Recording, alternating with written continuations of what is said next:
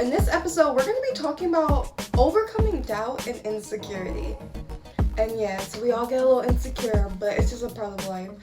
Honestly, in this episode, I'm going to get a bit up and personal. Through a phase of my life where completely I felt like I had nothing to offer at all. My grades were good, hobbies were there, genuine friendships were there, but from the outside looking in, everything seemed perfect. But internally, I was definitely struggling with self-worth. A lot weighing on me externally, but I recognized shortly this was because I kept giving away my power to those who didn't deserve it. I felt directionless because I didn't know who I was becoming or even who I wanted to be. Here's how I kind of navigated that and gotten back to myself and recognized who I was again. First, we're starting off with reflections. So I want you to recognize situations where you were strong and took your power back and you overcame the situation even though it was challenging.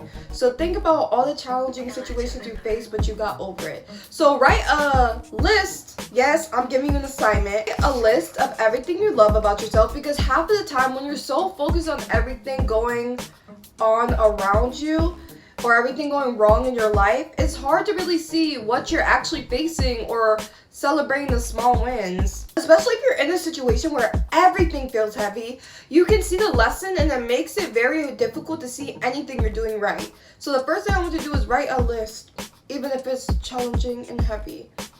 And honestly, my advice is to write everything that makes you beautiful and unique, so you can have that reminder. And recognize pain is not a defining factor of your worth. So recognize situations where you were resilient, and that'll boost a lot of your confidence. So starting up with number 1, speak up for yourself. Speak up for yourself and protect yourself emotionally, spiritually, and physically. Okay? All of the 3. Not just 1, not just 2, all 3. Because you're worthy enough to be protected and stood up for. So every time you don't speak up for yourself, think of it as you're telling your inner child that they are not worthy enough to be protected. Because the woman you are working to become isn't passive. And also, not speaking up for yourself creates internal conflict. Because a part of you is completely suppressing your emotions and your boundary to whether that's to keep the peace, keep that friendship that will completely fall apart if you speak up at one time, or that relationship that literally takes advantage of the fact that you don't have any boundaries. And I need you to recognize speaking up for yourself won't cost you the right friendship or relationships. Yes, people will be shocked that you're speaking up for yourself, but still, speak up for yourself. Because most people will say, okay, period, girl. I'm proud of you. Developing a backbone, although you have soft spot for people in your life, doesn't mean you're cruel. I feel like a lot of programming that is taught to us is not speak up to keep the peace. And just let everything slide, let everything be all willy-nilly. So it's to not speak up and keep the peace, even if it's at the detriment of yourself. So I'm not judging, because we've all been there as a spiritual collective. Yes, even if you think you're higher than thou, we've all been there. The fleck. Not only that, you can literally catch autoimmune disease from not speaking up for yourself, according to a Lyss Psychological Association. You don't want that, sister. That's insane. On a serious note, no emotional suppression, which is tied to not speaking up, can actually give you autoimmune disease. So if we don't speak up for ourselves, our brain doesn't magically forget those emotions. It stores them. So every time you suppress anger, disappointment, hurt, or resentment, your brain registers that emotion as an unresolved threat, which your body stays stuck in survival mode. So stress hormones like cortisol and adrenaline continue circulating through your system because your brain thinks that the danger never ended.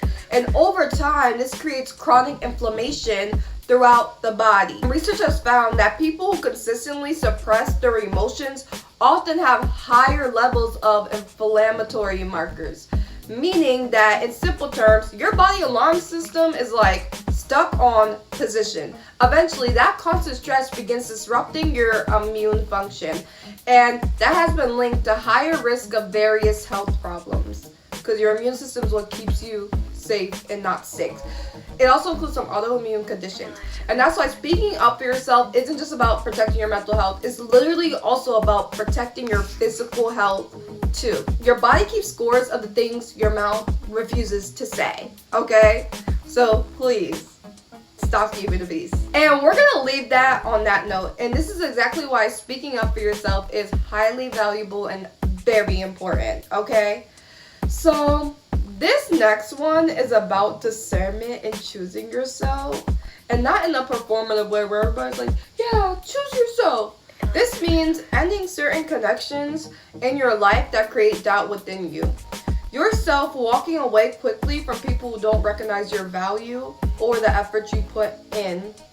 Ever in situations where you feel like you have to remove yourself so somebody can recognize the impact and value you put into them or into their life? So it's not only just about choosing yourself and like whatever relationships and friendships, but it's also about valuing yourself and taking care of yourself.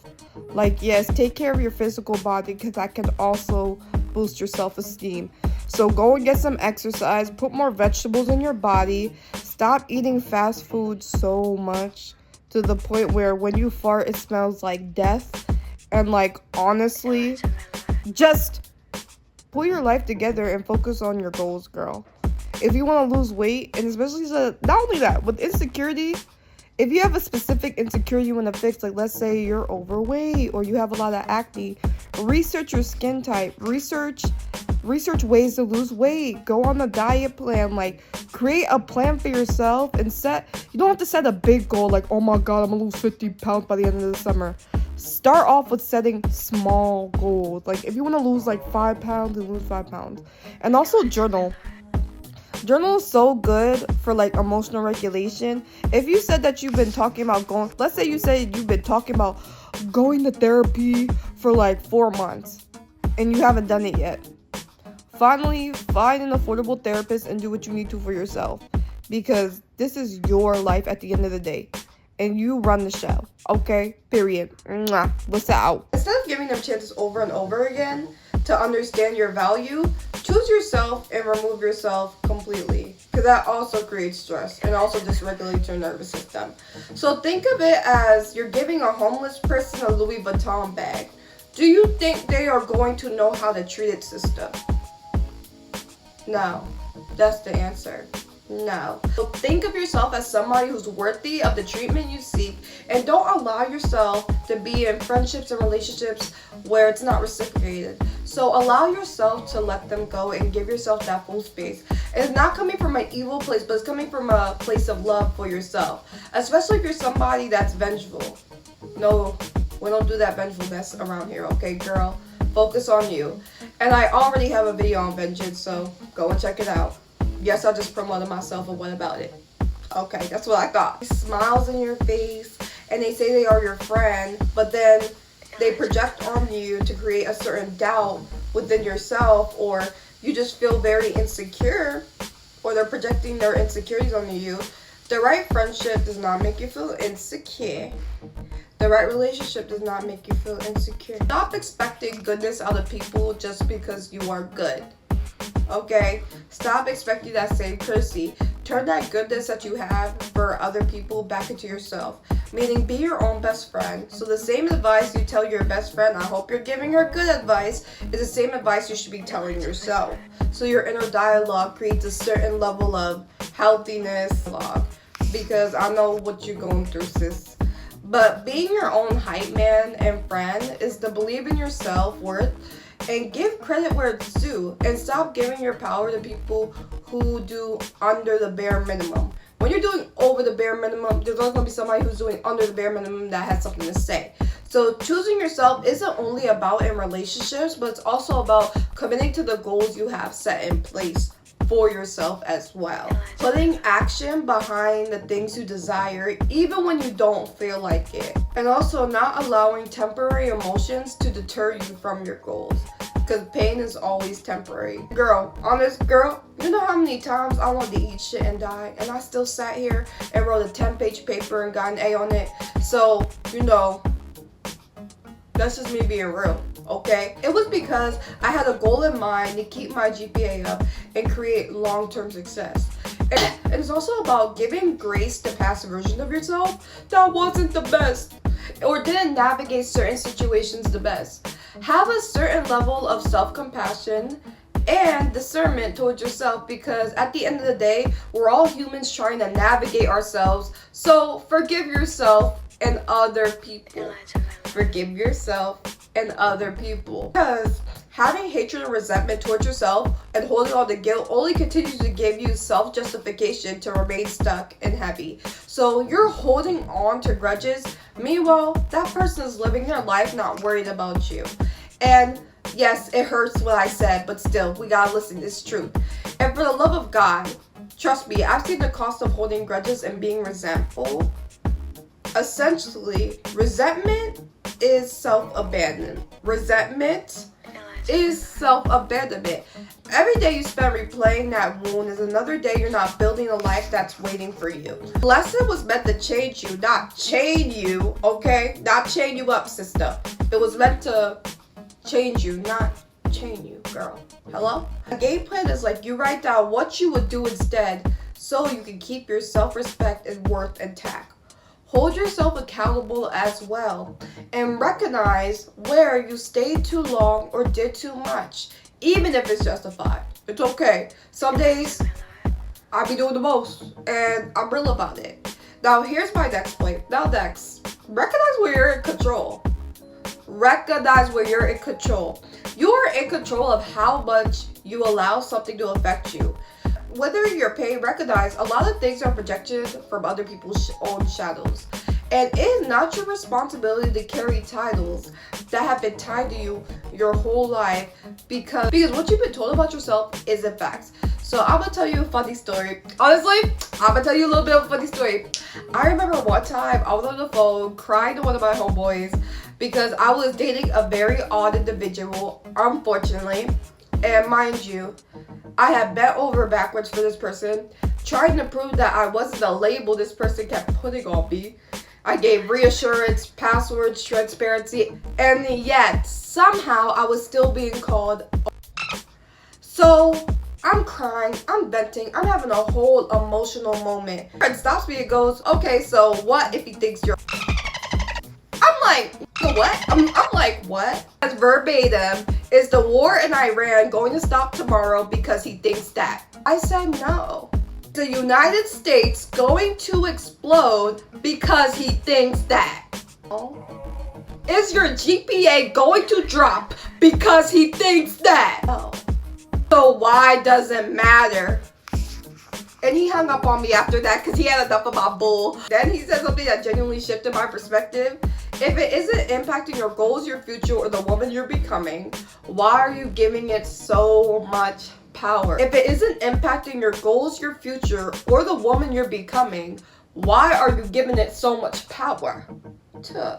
And y'all, I started laughing in the middle of crying because why would he ask me all the questions? And after I got off the phone, I realized something. People's opinions are not facts. Like, I always gotta say this, people's opinions are not facts. Just because somebody believes something about you doesn't make it true. Someone's determined to see you negatively despite the evidence to the contrary, they're usually not looking for truth, they're looking for justification.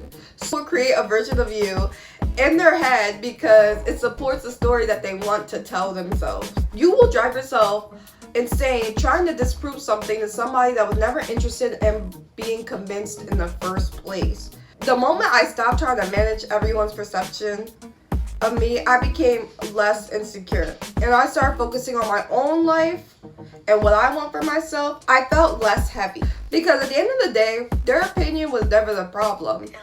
The power you gave their opinion was the problem. I think I should know about what you give your attention to.